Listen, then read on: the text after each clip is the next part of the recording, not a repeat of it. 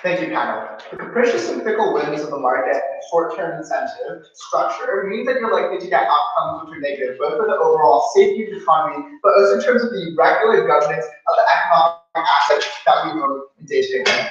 As such, we think that this is a excellent model at minimizing the risk factors and ensuring that you have a more equal spread of finance across multiple companies, and ensuring that the incentives governing those companies is more legitimate.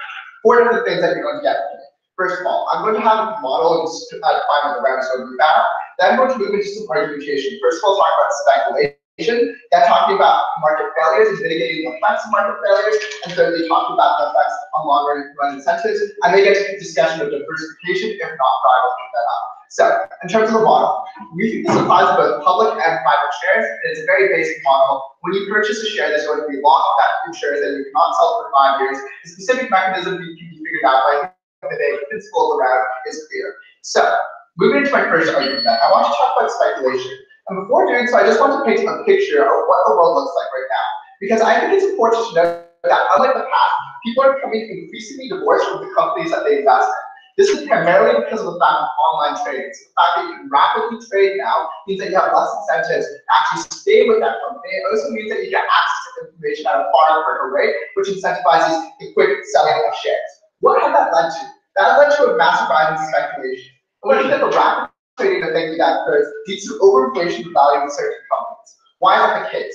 Well, it's because oftentimes when you look at the economy, there are 2 different types of actors. There are active investors and there are index funds which simply track the markets. In terms of active investors, they need to beat those index funds and have to differentiate themselves in some way from the overall index of the market as a whole. That means that they are actively looking for new places to invest in and new ways in which to differentiate themselves. So when they invest massive amounts of money into a certain company, you get a massive increase in the value of that company, and that company looks hot. The problem is that there's a massive problem with information asymmetry. So when individual traders see this, they're more likely to put money into it themselves because they don't understand the underlying causes behind it.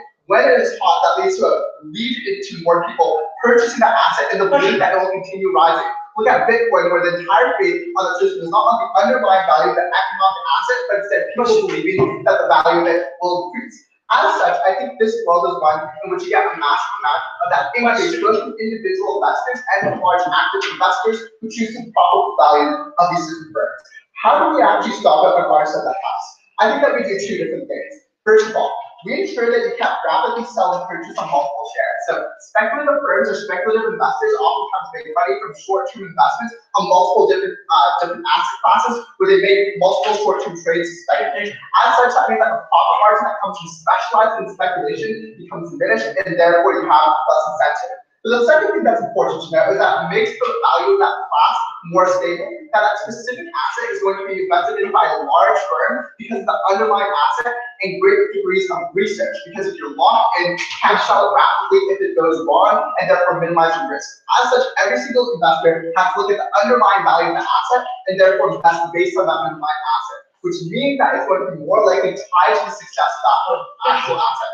What impacts speculation when it goes wrong? I think speculation goes wrong when the value of it massively decreases because people understand that the economic value of the asset isn't actually as high as the share price is. They rapidly sell off shares, and as a consequence, many of these companies go bankrupt. The problem is the interconnected nature of companies. That many of these companies are massive, and they oftentimes have a large degree of debt, which they have to pay off to banks. And when they can't, banks also go under. Look at the fact of Fannie Mae and Fannie Mac going under the 2008 subprime mortgage crisis, where the inability to pay their liabilities meant that other debtors and creditors were essentially screwed over because they relied on that payment as such. So I think we stop market failures in the very first place. But the second thing I want to address is mitigating market failures when they do occur, and in 2 different ways.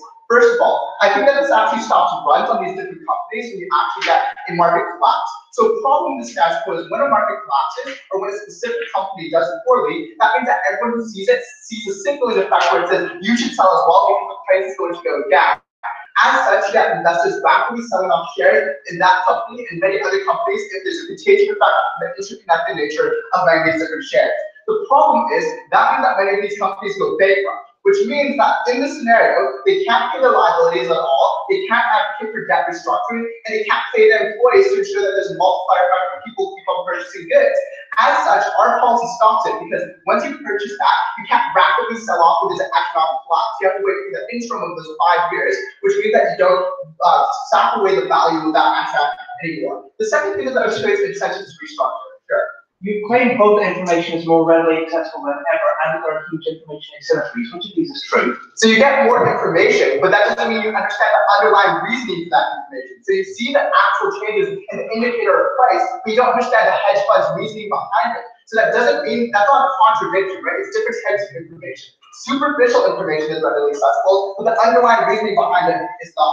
The second thing that's important to note on economic market failures is that this incentivizes restructuring. Because in the status quo, many investors just simply sell off their shares when a company goes broke instead of trying to take haircuts or restructure the debt to ensure that can stay afloat. As a consequence of the policy, these companies are more likely to stay afloat because investors care about the long-run stability, and therefore they want to ensure that they actually restructure that debt and ensure that they don't go under. The final thing that I want to talk about is general long-run incentives on governance overall. Because I think the problem with the short-term profit incentive, which comes from rapidly purchasing and selling shares, is that it creates short-term demands on many of these companies. That your job is to satisfy that shareholder for the next quarter, rather than trying to get an overarching plan for the next 5 years to maximize the value of your particular asset. What that means is that it oftentimes pushes for unsustainable practices. So when you look at different mining companies around the world, the reason why they have to extract so much money, extract so many resources in the short term is because they have to repeat that short-term cycle.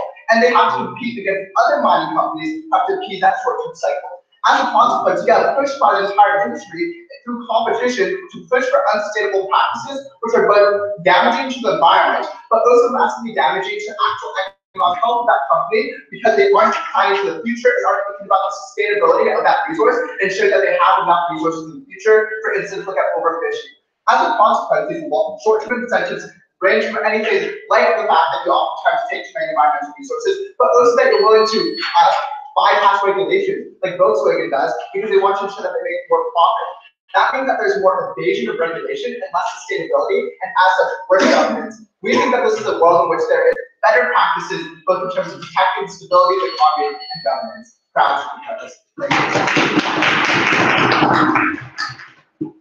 Let's thank the Prime Minister for that speech and move to the leader of the opposition.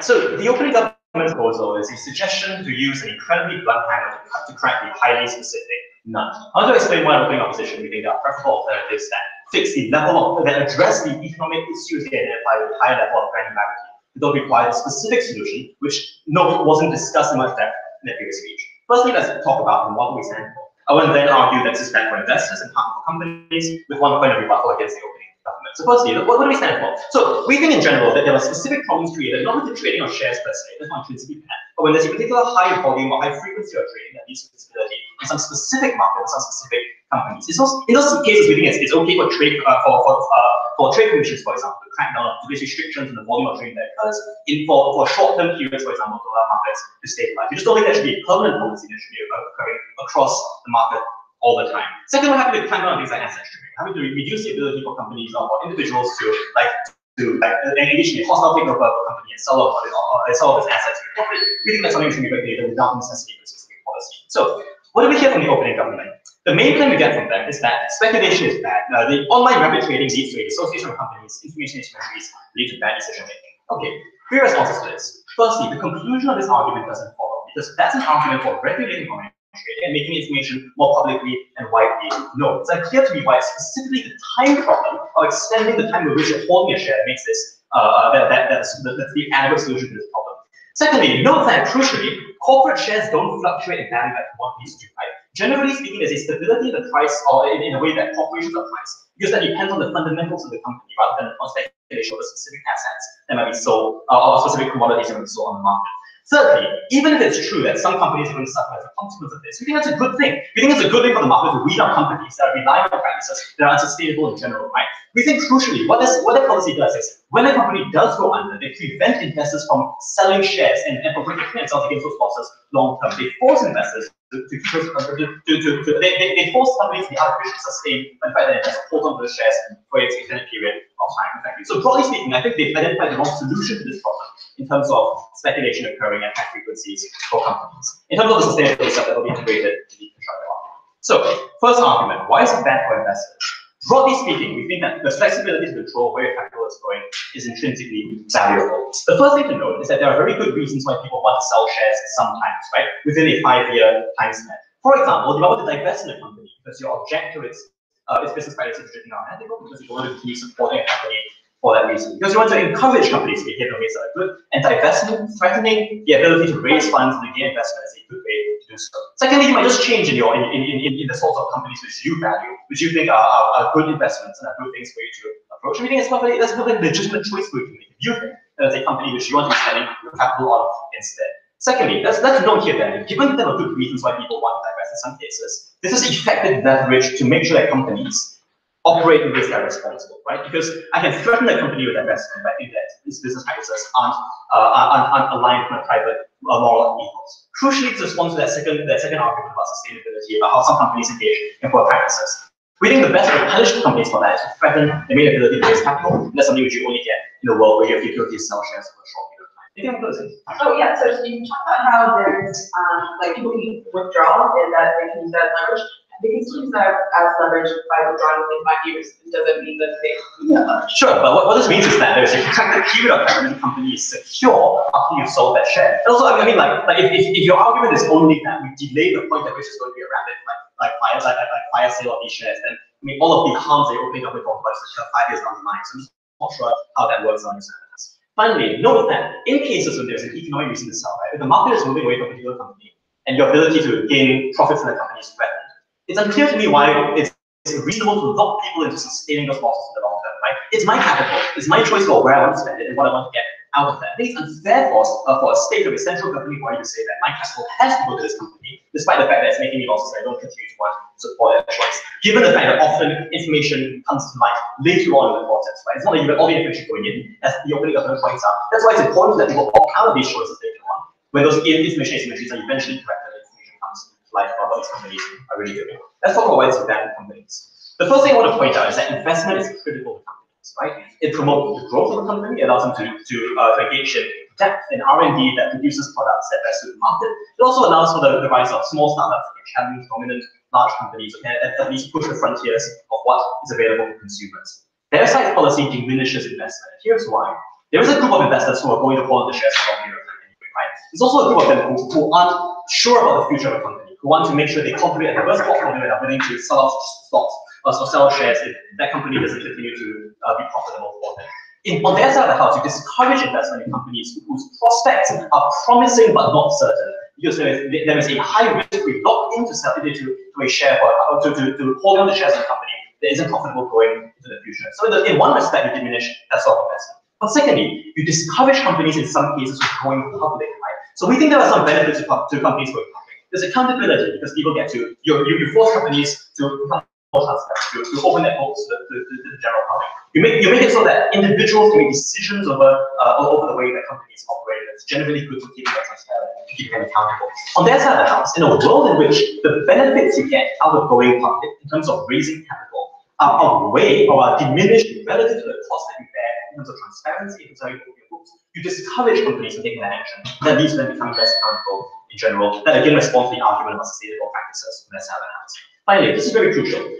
The opening of new cases focus on a specific range of scenarios, right? Where there are economic stabilities and crises. In those cases, the best way for companies to stay afloat is for them to be able to raise funds rapidly, right? But note that on their side of the house, those very companies are the ones people are the least likely to want to buy shares in, right? So a company says, look, we're going under, we're going through tough times, we're restructuring, producing a new product, why don't you invest in this product, right? And a company can raise funds that way. In a world in which you are locked into holding those shares for a 5-year period, even though there is so much uncertainty over the future of the company, which is vastly less likely to do so on the comparative. On our side of the house, shareholders want to cultivate a diverse portfolio. So they want to say, well, maybe I'll take the risk, I'll buy the share, if it doesn't go too well, I can sell it off in 30 days. So that allows companies to be covered in time of crisis, and addresses the specific context of the company government case situated in. Look, broadly speaking, it's a good thing about capital flowing into companies that promotes investment, that promotes transparency and accountability, and it promotes the ability of companies to protect themselves in times of crisis. Very happy to oppose. Like my leader of the opposition for that speech, he moves to the depths of our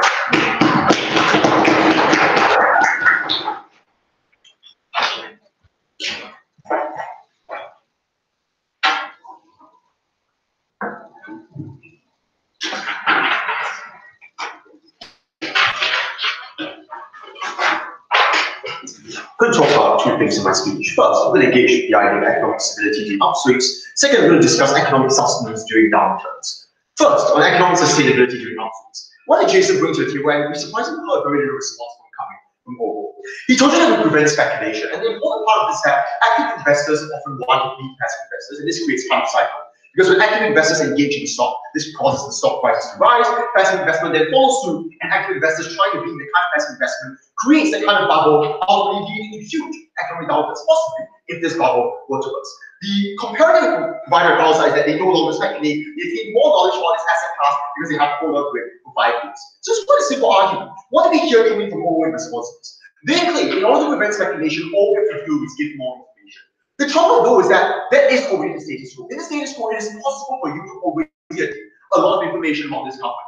The trouble is that the incentive structures are not aligned with you getting that more information. Why is this the case? Because if you can see market prices, it's often good enough as an individual investor on my own. You just track these market prices and say, oh, it's generally moving an upswing. The economy looks quite good. I don't need that much information. If I know I can sell it all next week, it will start to drop. So the information is already there. Claiming if they give more information does not resolve the problem. The people actually know instead of to find the information on their own. There is a real speculation, and this is the only mechanism that can do this. But second, how to promote more stable practices, and we want to engage with this a little bit more. We told you currently there's an incentive to sell these stocks very short term, and then we don't stable practices because we want the company to only engage in short term profit sharing rather than long term gains, which basically just what happened when you have to hold on to a company's stock for 5 years. What was the response? They claim you can use divestment to invest, or you use divestment as a leverage, right? So that you can pull out this company in order to claim you can change practices to be more stable. Now, the people who actually have leverage in a company are largely going to be large stakeholders in these companies, right? They're going to have a huge bulk of shares, and most of these shares they know they can sell off in the short term. We suggest the leverage will likely be used for the exact kinds of policies we want to disincentivize on our side. Because when you own like 51% shares in the company, and you know you just want to make $1 million by the end of the month, you're going to incentivize this company to take on these kind of unstable practices. And I'm clear why owning a huge amount of shares means for one that encourage company to be sustainable. I'm sorry, not everyone is against sweatshops, especially when you invest a huge amount of your wealth in order to gain that kind of money in the long term from these companies. But no, there is quite an awkward tension here. If they think collective bargaining is a mechanism to resolve these problems of sustainability, then why would they prevent large-scale short-term volume restrictions? Right? Why would they impose volume restrictions? Because this undermines their ability to any sort of leverage at all. If these companies know that they're not going to be able to sell away a huge amount of their stock, then they won't have that leverage whatsoever.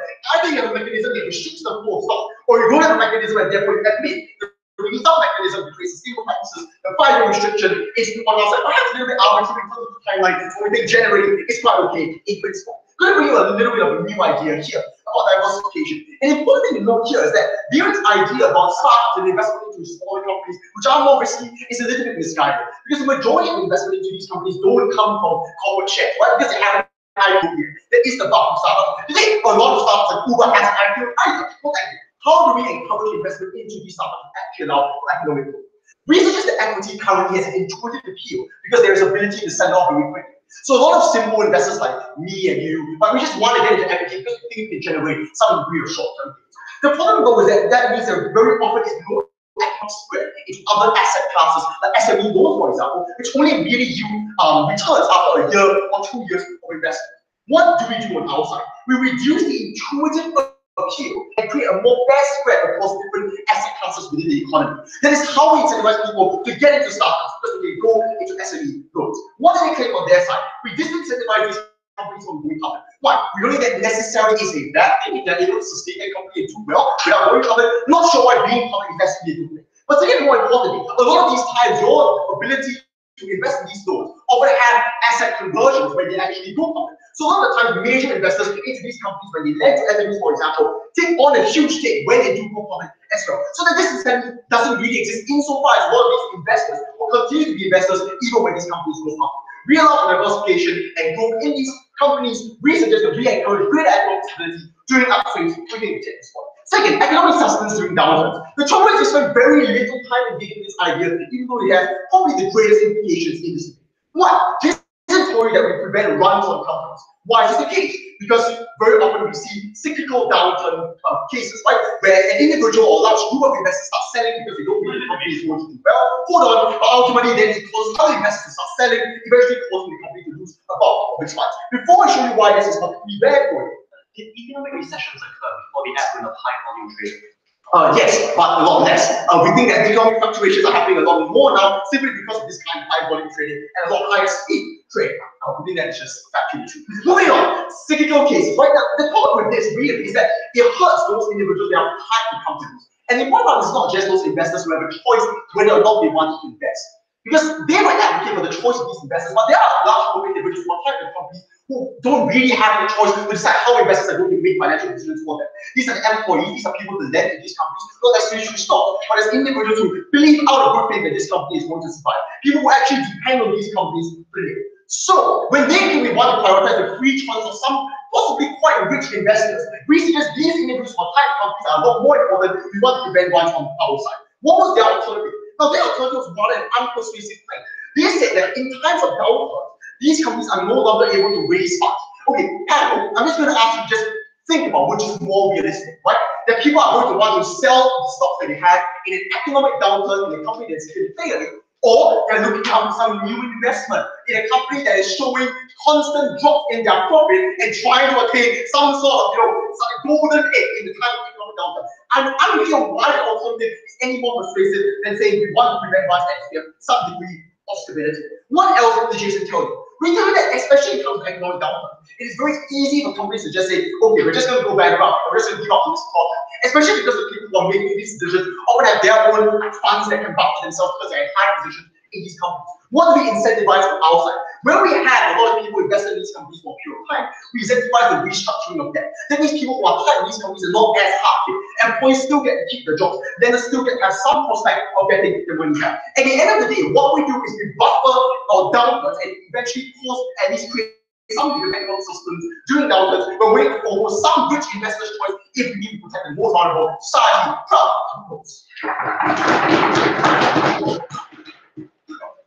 Let's have the DPM for that each use the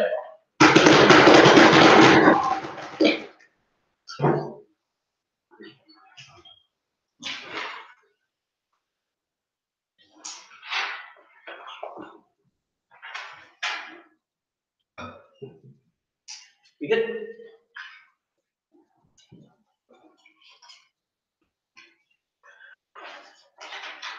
The amusing thing about Gov's case isn't so much that it's a blunt hammer or a very specific nail. It's also the wrong hammer and the wrong nail. Because corporate loans tend to be one of the, in terms of the assets and financial products out there which are most vulnerable to speculation, short-term trading, it doesn't tend to be corporate loans, as Darion pointed out to you.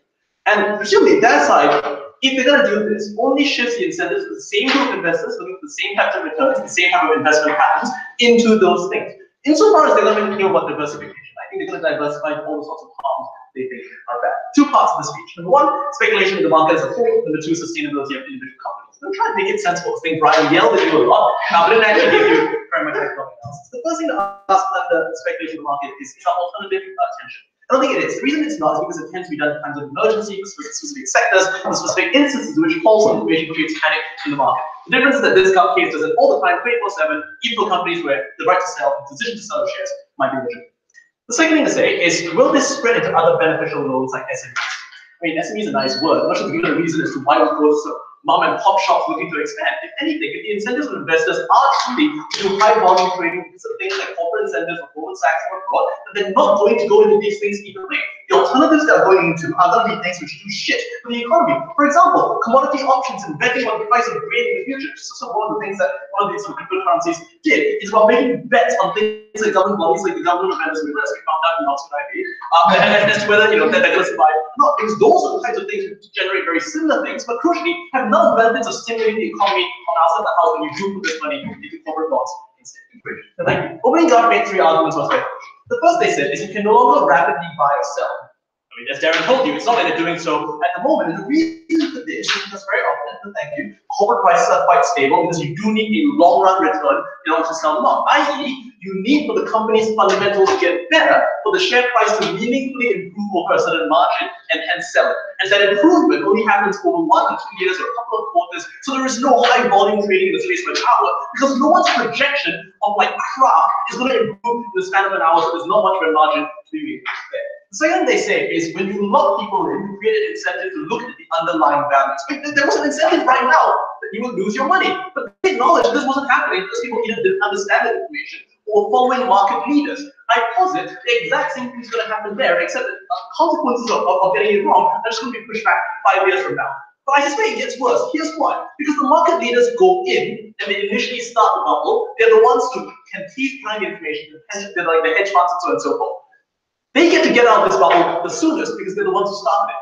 The people who are left holding the bag with the bill 5 years on are the people who follow them in, like the pension funds, who are, well, the price is going up, so this looks like a good investment. They concentrate losses on them, but thank you, as opposed to all of them being able to sell this as rapidly as they can, and at least diffusing those losses among the guilty and innocent parties alike. No thanks. The third thing they say, and I love this chain of logic, share price goes down equals bankruptcy equals economic collapse and runs on companies. Massive problems with this. For one, share price going down does not equal bankruptcy. Like the fundamentals of the company are sound, but it allows things like alternative investors or the company itself to buy back these shares and pay out less dividends. It means there's more money for investment if they think that the company fundamentally is healthy.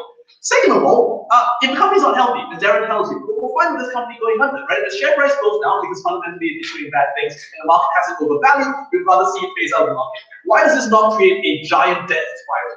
Because unlike in a financial sector crisis where all individuals are using the same financial sector, often there isn't that strong a correlation between economic industries or economic firms. So one firm goes down, that's good for other firms in that industry. There's sort of a balancing effect of losses and gains. I'm sure it's an approximation, but our point here is there's way less interconnection, and as a result, the whole economy isn't going to go down as a whole. But the last thing to say, no, actually, that's pretty much it. So, like, chain of logic just doesn't work in every single case, right? Like, it maybe works for financial sector, it works for certain types of financial instruments, it doesn't work for this. Second issue, sustainability of individual companies. They claim shareholders will no longer tank the company because they only care about the next quarter's profits. Now, this makes no sense. Here's why, right? They acknowledge that in the market right now there is full information. Information is perfectly out there, we know everything. And we acknowledge this as well because we think there's a great amount of transparency in the public sector.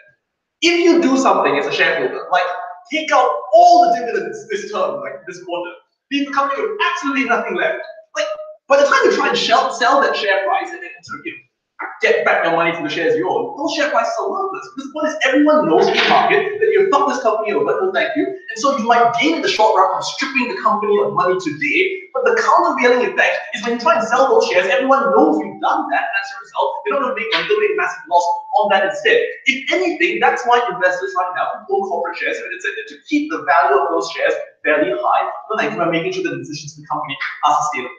But here's the second bit of offense we told. The reason it's sustainable is because of things like the investors, which can happen instantly, immediately, and en masse, as opposed to, by chance, the number of shares that are held by people who haven't happened to buy them in the last 5 years. It's about things like when Wells Fargo is found, not in a court of law, but in court of public opinion, or also buying accounts in the US, the ability of the market to rapidly and en masse respond to fuck that share price up quickly is what led to the immediate decision to reverse that and to compensate victims. It might happen in 5 years, but that's fucking late. By the time that happens, we get that justice way sooner. Go ahead. We claim to you that there is asymmetry that people don't care about and they don't try to find out more. Our policy means that you're more likely to have large hedge funds actually investigate in the first place, leading to less of this problem in the first place. And meaning that the hedge funds know they can still gain market because everyone else is stupid. So they'll go in first. People will follow them in for the psychological reason you mentioned. But because of the 5-year rule, the hedge fund gets out first as well, leaving those people with the bill. Last of all, the only, I guess, plausible response to this whole divestment thing is they say like, oh, it's rapid trading and stuff. But if it's rapid trading, that hurts their case as well. Because if you have no influence on divestment, you also have no influence on being able to tank the sustainability of the company going forward. There's a lot of stuff that Darion tells you here as well that gets very minimal response other than, haha, this doesn't seem plausible. For example, he says, startups haven't IPO'd yet. Yeah, our point is they no longer will. The big Uber isn't going to go public, losing all the benefits of public transparency and accountability and regulation by federal and financial regulators in the status quo.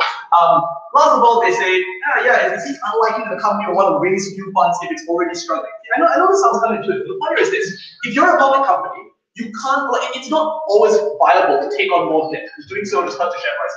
When you want to try and do the best alternative, and really the only one this bench offers, is to try and sell more shares, admittedly at a lower price, but back with the promise of a recovery. That can't happen. Sure, it's not perfect, but on the comparative, you're taking away and squeezing out the only real means that struggling companies can raise more funds in order to survive in the future and counter that next project succeeding. Regrow the economy, like all the spin-off benefits of that are massive, very profitable. Like, yeah, features were on the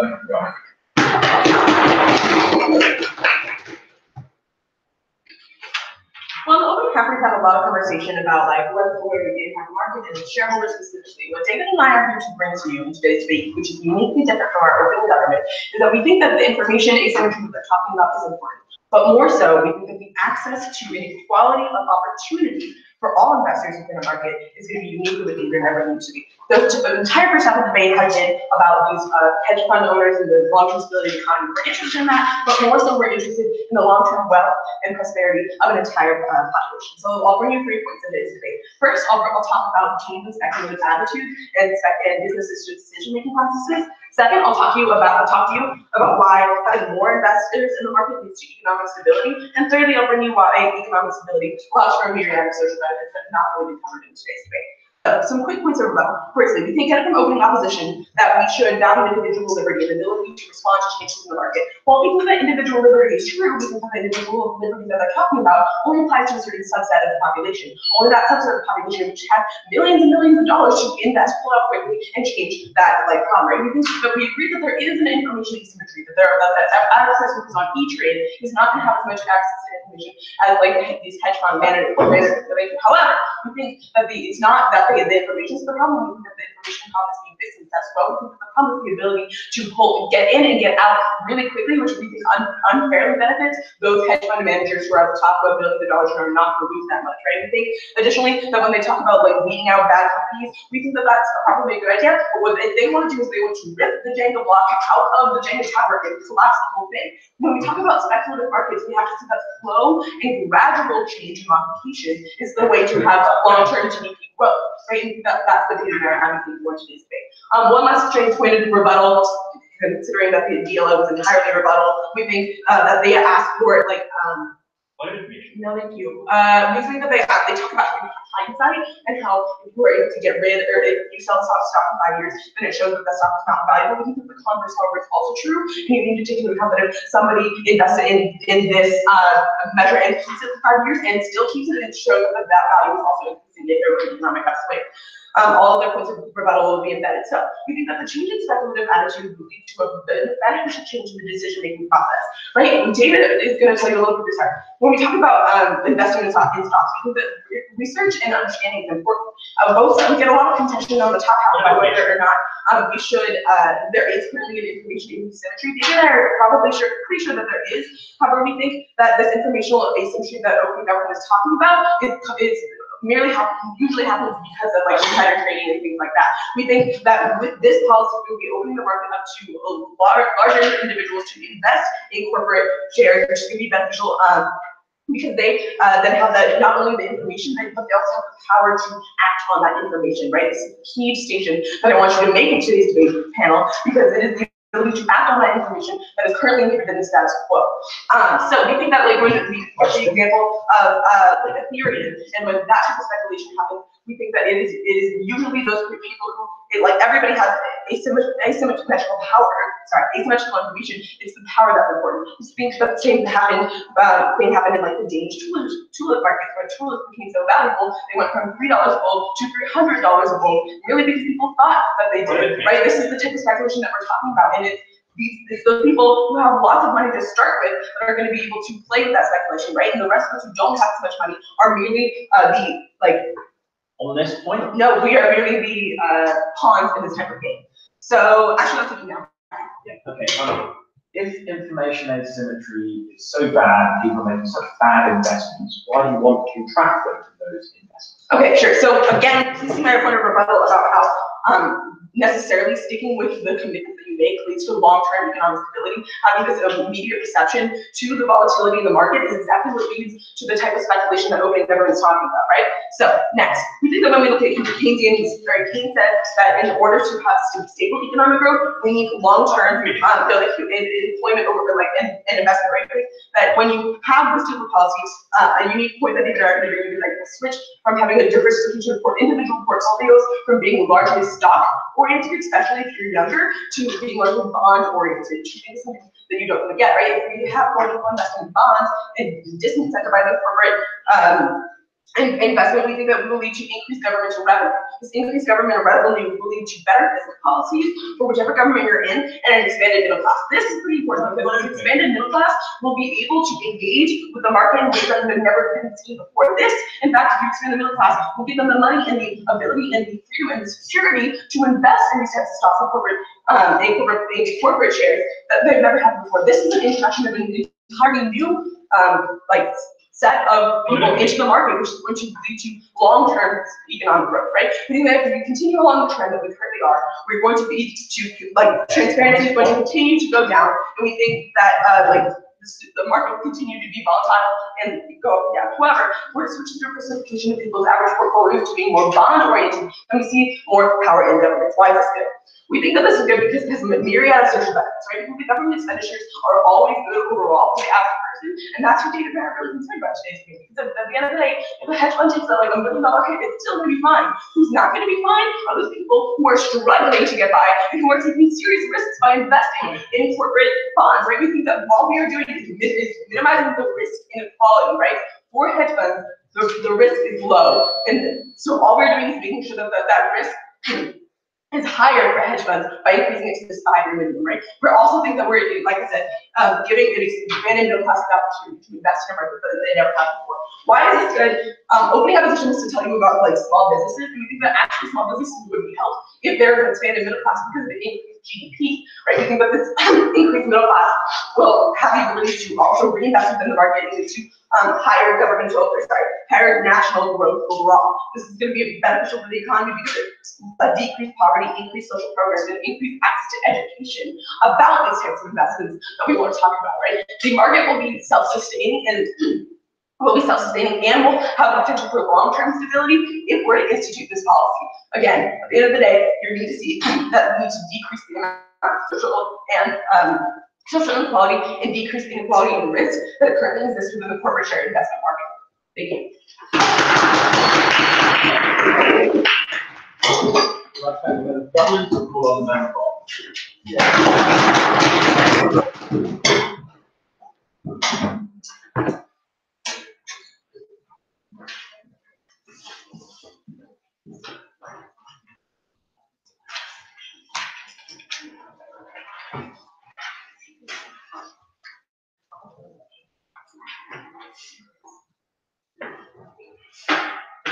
Ready?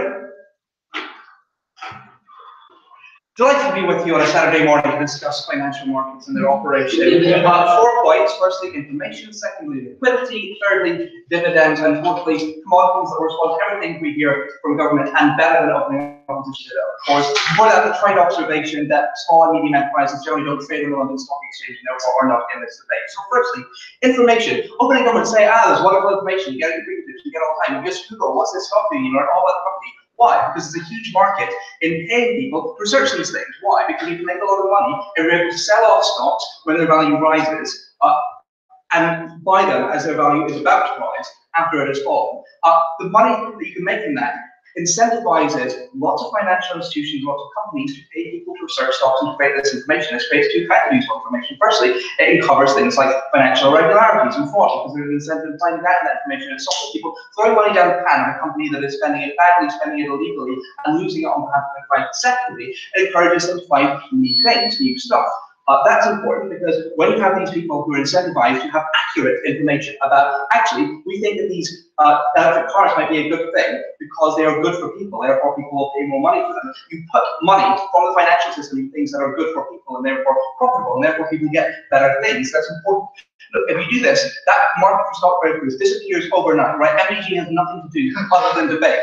If that is not reason proposition to win the debate, what is? But I also found that in closing government's main concern in this debate is that, oh, we want more equal access to information. We're the only companies that can afford to pay for this kind of research, are the massive ones who pay 100 grand a year for a stockbroker or a stock analyst is a tiny fraction of their overall income, and they're the only ones who can afford to pay for it. Then the information that allows you to make sensible decisions in the financial markets is only accessible to the very rich and powerful, defeating closing government's point in its own terms. Secondly, liquidity. Because, look, there'll presumably still be some money spent on shares, otherwise the government case is there'll be no money invested in companies ever, which is probably that. Presumably there's still some money that's going to be invested in shares.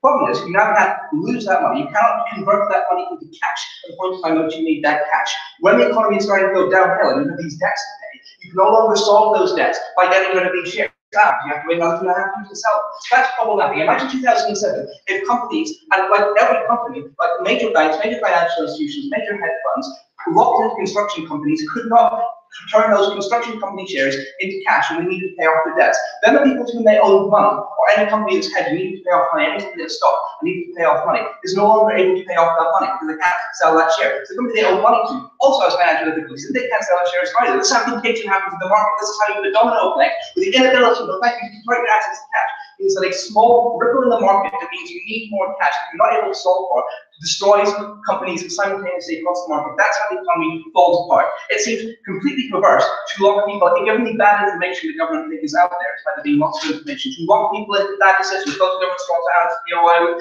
well, it makes better long-term decisions when people are locked into something for 5 years. We know that's a bad choice. That makes worse decisions. It magnifies that. Thirdly, I want to talk about dividends. This is really important, right? Because one of the main values of holding a share, other than the ability to sell at a profit, is that the company can, if it's making enough profit, choose to pay you a portion of that profit as a dividend. You get that as a shareholder every year. Problematic is, we think, as given opening up position point to some extent, initial public offerings are less likely to raise capital at the point in time at which you know that if you're investing in that company for 5 years, you're not able to pull your money out, it's going badly, so you're less likely to pay as much for it. You're not able to hedge against your own risk of buying into that company. So how do the companies respond to this? They probably respond to this by saying, invest in our company, we promise you huge dividends. Until you get a big dividend package. It's nice for you to Xiao, you get some money. The problem is, when companies are incentivized to pay these huge dividends, the only way to encourage people to invest in the first place in the initial offering, then they have less profit left overall. You might think, sad times, big companies have less profit. But profit is really important for companies because profit gets reinvested in stuff, and usually it gets reinvested in stuff like research and development. So Google doesn't pay a huge dividend, instead people go, thank you, expect its customers to have faith in it while it spends that money on developing, self-driving cars, which might be useful for people and reducing the number of road fatalities. Companies researching and developing is like the main cost of economic growth, particularly in the developed world. And this is what, firstly, because of it, you're able to generate new technologies that can solve existing problems with less resource, therefore making more resource available for other things, more fun things. People have to work less.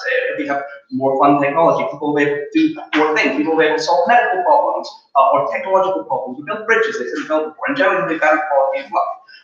And secondly, research and development is also able to make companies more efficient at the things they're already doing, thus freeing up more money for other things, and freeing up more money for doing things like paying their employees more. So research and development is really, really important. When companies observe the incentive that the only way they can encourage, the only way they can raise money is through a big initial public offering, and the only way they can encourage people to buy into that initial public offering is by offering higher dividends. They have less money left for the things that actually make the economy worse and actually drive economic growth. Because that £100 that Tesla would give to all 10 million of its shareholders is better in Tesla's pockets than is in your pockets, because you're not going to invest in developing an electric car flying to the moon, I don't think, and certainly not for £100. I think you all have anything got one? Sure. Okay. The short-term debt resolution you advocate is what worsens the cyclical nature of financial downturns. Surely the solution is incentivized debt structure by guaranteeing a fixed pool of investment for the company. I mean, possibly, but the reason for that was not given any kind of information. So, thirdly, we want to talk about commodities. People are all over the debate, but look, companies are still going to want to maintain identity. Companies that maintain portfolios of investments are still going to want to maintain diverse portfolios. We know this is true because they want to have a balance of things that are liquid, but possibly not very profitable, things that are illiquid, but possibly more profitable in the long run. And the reason they want to do that is because they want to make money out of the things they're investing in, but they also want to be able to avoid falling into difficulties and be able to restructure their portfolio if they need to. Now, presumably, they will no longer have an optimal portfolio and be able to hedge against risk as well as they could at the moment, meaning they're more exposed to risk. Why? Because if it wasn't beneficial for them to invest in company shares now, they wouldn't be doing it. If they are, so that implies that it is useful to them. So I have to go to the next best thing. Closing government's claim is this is government bonds. No, because government bonds are way on the other side of the spectrum. They're very, very low risk and very, very low return. And they're more like holding cash than holding an asset. More likely to invest in commodities, things like oil, things like wheat, things like coal. That's problematic for two reasons. Because you're transferring that volatility, because it's the only way, because the same volatility that you were using in shares before now transfers to commodities. You want to sell them quickly to exploit advantages. Problematic for two reasons. One, there are fewer commodities than shares, so the more people are exposed, the more people own them, when their price goes up and down, the effects of opening government talk about it worse. Secondly, because they're more connected to people. Not everybody is connected to the share price of BNP Paribas. Not every company is connected to the price of oil. When it fluctuates more, their costs are more difficult to deal with. Very happy to oppose. Like to have another competition with that speech you pull on the government.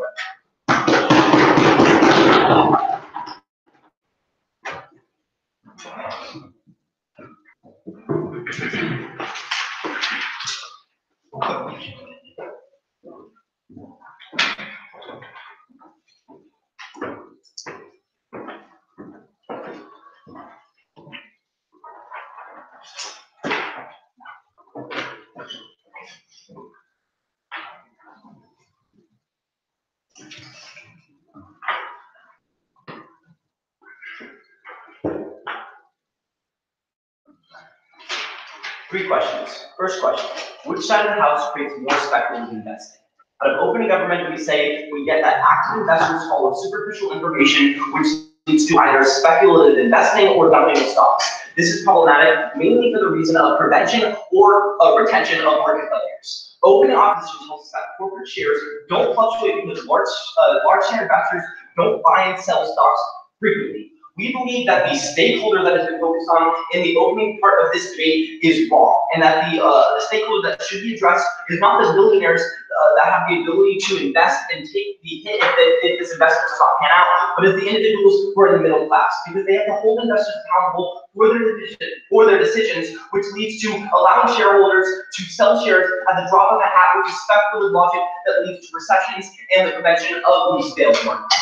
So, when we talk about speculative investing, we see that the only form of speculative investing that is available for middle-class individuals is going to be a bond, which, as the description from opening opposition or closing opposition tells us, is low risk and low reward.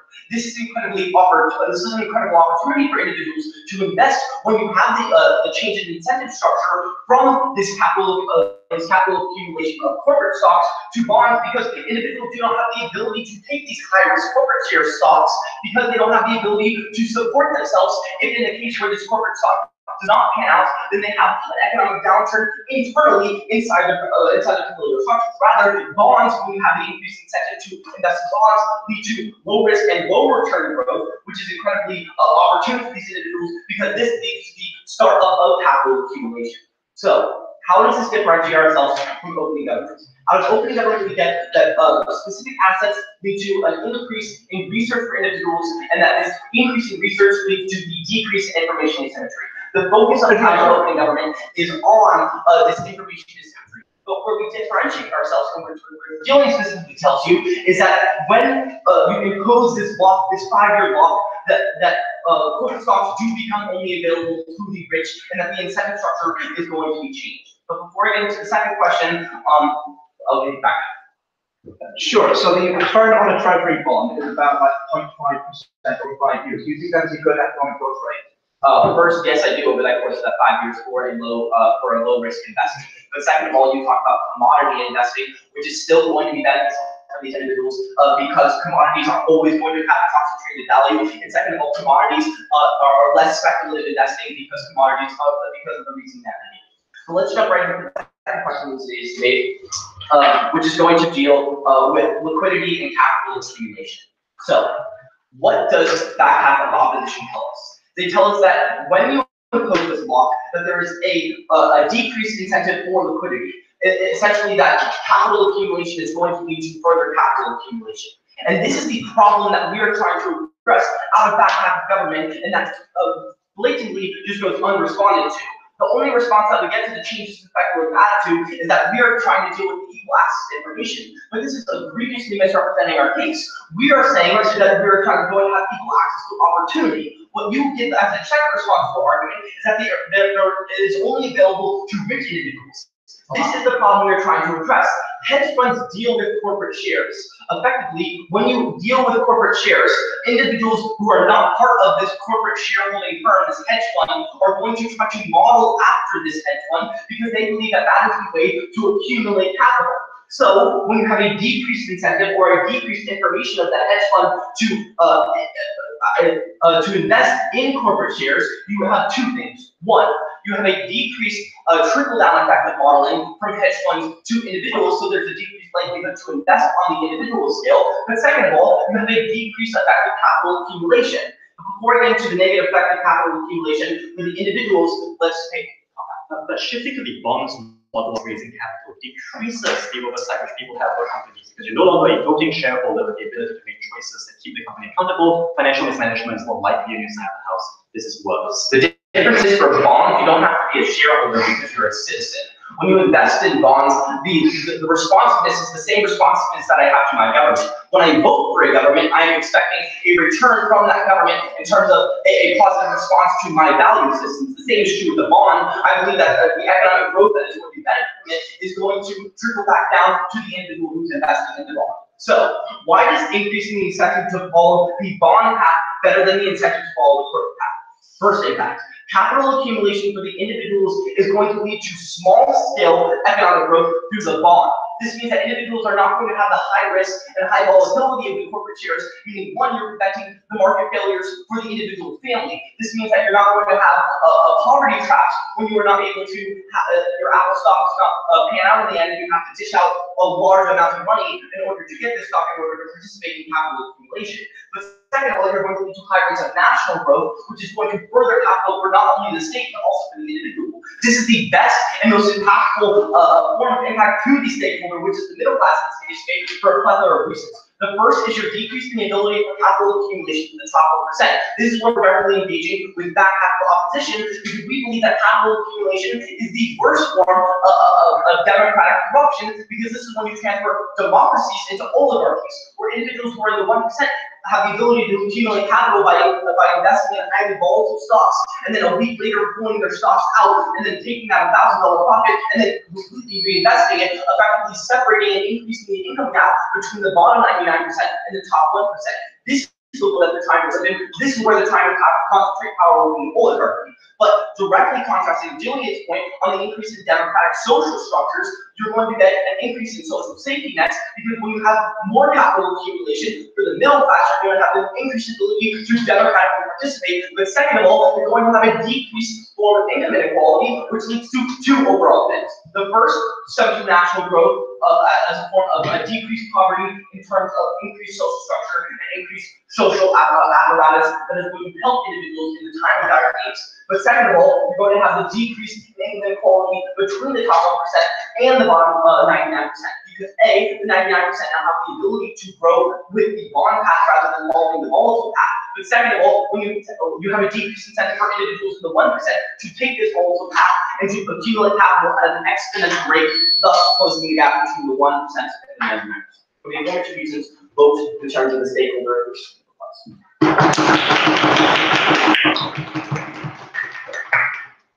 Like that government and who on the opposition.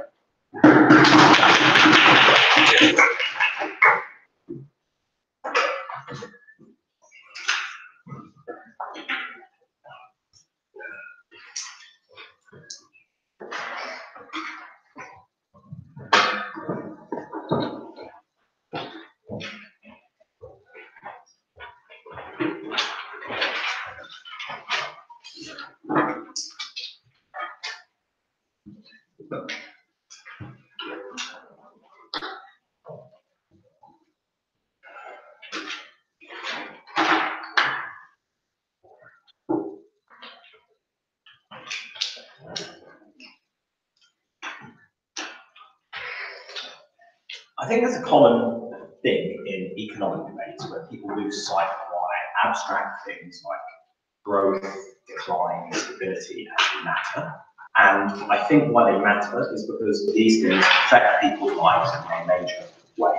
Opposing government promised you that they would discuss the ways in which they affect people's lives. They did not deliver on this promise, but Gavin did. 2 points of clash to explore that. Firstly, how we make economic development work better for people's lives. Secondly, how we provide more economic stability for people's lives. First point, economic development. Early on in this debate, the leader of the opposition very sensibly pointed out that people aren't likely to make initial investments in companies because you've increased the risks. They're locked into that investment and they might not see a suitable return. Opening government said, actually, people are more likely to invest in these kind of like big startups, etc., for like control of that company and dividends. I mean, I think it's probably a little bit of both. But the crucial thing here is that the analysis that Gavin brought you on this point discusses why encouraging companies to attract investors on specifically that basis, things like increased dividends, which is how opening government try to get around this point, is actively a bad thing anyway. It makes the situation worse rather than answering points sufficiently. It means that they have to channel more of the revenue that they take into profit margins to deliver on higher dividends, as opposed to profit margins for shareholders, as opposed to reinvesting in things like research and development. Notably, under the status quo, for many of the reasons government have said, research and development is highly incentivized because that is what attracts investment, because of the culture of speculation the government rests most of their case on. What that means, and the key thing here that Gavin also brought is that research and development is why, and like innovation, is why we like big companies. It's the main thing they actually do for anyone. There's been an awful lot of time talking about how important big companies and big business are, and they really are. But what they do deliver is massive amounts of innovation. Government have structurally disincentivized that and stripped companies of the main benefit they bring to society. Like reducing the amount of work that people have to do, increasing the amount of safety in everyday life, things like driverless cars, and also bringing like innovations to the developing world to increase the efficiency with which we can help people. Notably, those three things all unanswered by closing government. What rapid investment, again, the government are so scared of means, is that under the status quo, there is huge profitability behind independent research outside of companies that are making this innovation, etc., into finding out what companies are doing. The reason for that is that people are willing to pay to access this research so they can make more sensible and profitable investments. But it also has ancillary benefits that have not been answered by closing government. Firstly, higher amounts of fraud visibility, meaning that these companies actually deliver good for people in the ways they are supposed to. Gavin mentioned this point, totally ignored by closing government. Also, a greater oversight from the general public on what innovations are on the horizon, how they can interact with other opportunities, such as domino effect innovations as well. I'll take opening. Okay. Off-bench claims that volatility will be transferred from other markets rather than IPOs and equity, but surely the incentive to invest in equity is to quick balloonist entries and exit, then your volume restrictions on the front half will create the same volatility transference, but none of our benefits and diminishing your benefits as well. There was a lot of like, this will happen on both sides at that point, so I think it was a little confusing. I'm gonna hope not just for me.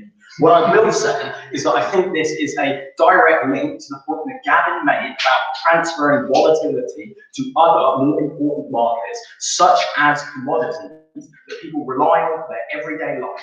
Insufficient response on this from closing government, that people invest in bonds instead, because as they say, bonds are low returns, so it does not meet the underlying problem that what people want is a quick profit hit from a short-term investment. All it does is shift where people try to get that investment from and infects markets like food and farming with the kinds of negative effects that government are so worried about, where government is in fact completely dependent on. We would rather, we think that has various benefits in stocks and shares market. We think it would be negative to make it leak out of there. What happens under the status quo is that it is contained there. That is one of the things that has the greatest impact on people's everyday lives. So, second point of clash, which that was kind of the start actually, about economic stability. Closing government gave you a few reasons why economic stability is a good thing. And that's something that closing opposition is willing to concede. What we think is the government are very poor at delivering this good thing. How's that then? Open opposition bring up another extremely good point about companies being unable to save themselves with the rapid removal of shares when things are starting to turn bad. The crucial analysis that Gavin added to this was the explanation of how the individual failure of a single company is contagious, right? And that is how it eventually gets back to individuals. Because obviously one company collapsing doesn't necessarily affect the average citizen on the street. What affects them is when the sector as a whole does so.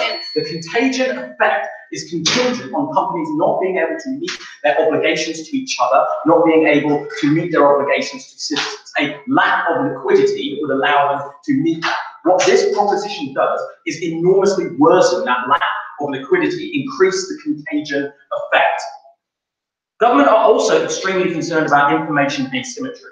There was also a strange claim at this point went unresponded to by Prop Wit. We said, like, so many times I'm bored of it, that trapping people in potentially bad investments makes that information asymmetry have a greater negative impact. It's just not true when our Prop Extension tries to claim that sticking with your investment for a longer time is necessarily better. No, it just amplifies the impact of it, good or bad. If they're concerned about people who have lower amounts of information, crucially their points about the middle classes, etc., what you do is you make it riskier for them, right? You get less middle class investment in all the ways that closing gov are wanting to have. They're trying to tell you that they're shifting things to low risk, low reward, and that makes the economy more stable. I think they're shifting things to high risk, low reward for all the reasons that we've given you. This is a terrible idea. Please oppose